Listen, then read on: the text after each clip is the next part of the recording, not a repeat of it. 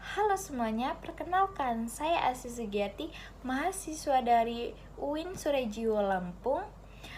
Pada kesempatan kali ini saya akan mempresentasikan tugas UAS saya dengan topik geostrategi. Dosen pengampu saya, Bu Revina Rizkyani MPD. Semoga apa yang saya sampaikan bisa memberikan gambaran yang jelas dan bermanfaat. Selamat menyaksikan. Sebelum saya menjelaskan tentang geostrategi, saya akan memberitahu geopolitik. Kenapa memberitahu geopolitik? Karena geopolitik sendiri di atas geostrategi. Nah, perbedaan geopolitik itu, geopolitik itu studi tentang hubungan antar geografi dan politik suatu negara, dan geostrategi itu adalah studi tentang cara negara menggunakan sumber daya geografi untuk menciptakan tujuan strategi. Apa sih geostrategi itu? Nah, jadi geostrategi itu sebenarnya semacam cara atau strategi besar yang dipakai negara buat ngejaga diri dan mencapai tujuan-tujuannya. Nah, caranya tuh gimana? Nah, jadi caranya itu dengan memanfaatin apa yang kita punya, letak geografis, kekayaan alam, jumlah penduduk, budaya, sampai politik dan keamanannya. Nah, buat Indonesia yang letaknya strategis banget nih di negara dua benua dan dua samudra, geostrategi itu penting banget tahu. Kenapa penting? Kita punya kekayaan alam yang berlimpah, tapi juga banyak ancaman kayak konflik, budaya asing yang masuk, bahkan ancaman dari luar negeri. Nah, geostrategi ini nih gimana ya? Geostrategi ini nih jadi kunci gimana kita mengatur semuanya supaya negara tetap aman dan maju. Nah, konsep geostrategi itu penting. Kenapa penting? Karena di Indonesia ini unik banget. Kita negara kepulauan besar, banyak banget suku dan budaya, terus kaya alamnya. Tapi semua itu bisa jadi masalah kalau nggak diatur dengan baik. Nah, misalnya ada daerah yang tertinggal, ada konflik budaya atau sumber daya alam yang habis karena nggak dikelola benar. Nah, makanya itu geostrategi itu penting supaya kita bisa memanfaatkan semua potensi itu dengan cara yang benar biar Indonesia itu makin kuat, mandiri, dan enggak. Nah, tujuan geostrategi itu Indonesia itu banyak, tapi yang paling utama tuh ada beberapa nih. Nah, yang pertama tuh jaga keamanan nasional supaya negara tetap utuh dan aman dari ancaman luar maupun dalam. Nah, yang kedua itu membangun pengaruh global. Nah, Indonesia nggak cuma mau aman, tapi juga dihormati dan punya pengaruh di dunia internasional. Nah, yang ketiga, dorong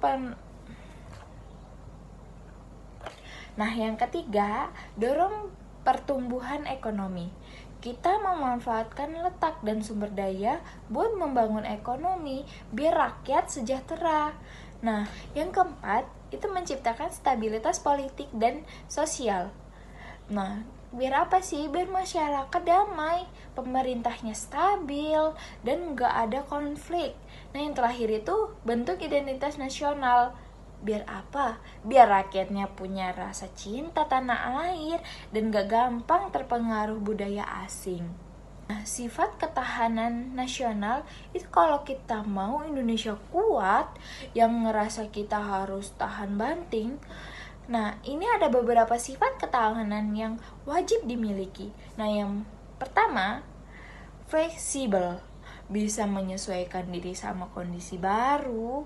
Nah, yang kedua, mandiri, gak bergantung sama negara lain. Yang ketiga, siap siaga, udah punya rencana buat hadapi ancaman. Nah, yang keempat, terkoneksi, bisa kerjasama negara lain pas krisis. Yang kelima, kreatif dan inovatif, harus update ekonomi biar nggak ketinggalan zaman. Yang keenam, kesejahteraan nasional, rakyat harus sejahtera, adil, dan punya akses pendidikan. Yang ketujuh, identitas nasional kuat, biar nggak gampang dipecah belah. Dan yang terakhir, SDA dikelola baik, sumber daya harus dipakai dengan bijak, nggak boleh habis sia-sia. Dalam geostrategi Indonesia, kita tuh dikenal istilah Astagatra. Artinya itu 8 aspek penting yang jadi dasar ketahanan nasional. Ini dibagi 2 kelompok besar loh. Nah, kelompok itu Trigatra atau aspek alamiah. Yang pertama, geografi. Letak Indonesia strategis, banyak pulau di tengah dunia. Nah, yang kedua, kekayaan alam. Ada hutan, laut, tambang, semuanya harus dikelola baik. Yang ketiga, demografi. Jumlah penduduk banyak tapi harus berkualitas. Yang B, Pancagatra, itu aspek sosial. Yang pertama, ideologi. Pancasila, dasar negara yang final. Yang kedua, politik. Sistem politik di luar negeri yang bebas aktif. Nah, yang ketiga, ekonomi. Perekonomian berdasarkan asas kekeluargaan. Nah, yang keempat, sosial budaya, kekayaan budaya dan nilai gotong royong. Yang kelima, ketahanan keamanan TNI dan Polri sebagai perlindungan bangsa, sistem pertahanan rakyat semesta. Hubungan antar komponen geostrategi. Semua aspek tadi nggak bisa dipisah-pisah. Kenapa? Mereka saling mengaruh satu sama lain. Misalnya, kalau ekonomi hancur, bisa bikin politik nggak stabil. Kenapa? Kalau budaya lemah, bisa gampang kena pengaruh luar. Jadi semua gatra itu harus kuat. Kita harus kuat bareng-bareng biar ketahanan nasional kita kokoh. Nah, adapun implementasi di kehidupan nyata. Ada yang bertanya, terus geostrategi ini jalan gak sih? Ya jawabnya, iya dong, harus gitu kan. Nah, dibanding yang pertama itu di bidang politik kita butuh pimpinan dan diplomat yang pintar, adil, dan siap hadapi globalisasi. Yang kedua itu ekonomi. Kita harus berani membangun industri sendiri, bantu petani, dan kurang ketergantungan impor. Yang ketiga, sosial budaya, harus jaga budaya kita tuh dari klaim negara lain dan tetap toleran. Nah, yang keempat itu hukum harus adil dan korupsi harus diberantas abis-abisan. Nah, kesimpulannya tuh pada intinya dari semua ini, geostrategi itu bukan cuma urusan pemerintah atau militer, tapi juga tanggung jawab kita semua, terutama generasi muda. Kita harus paham, peduli, dan ikut jaga Indonesia biar tetap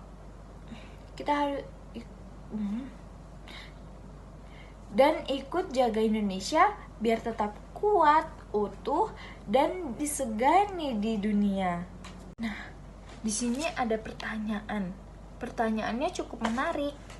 Apa sih pertanyaannya? Pertanyaannya, bagaimana cara menciptakan regional dan stabilitas nasional untuk membangun fondasi pembangunan?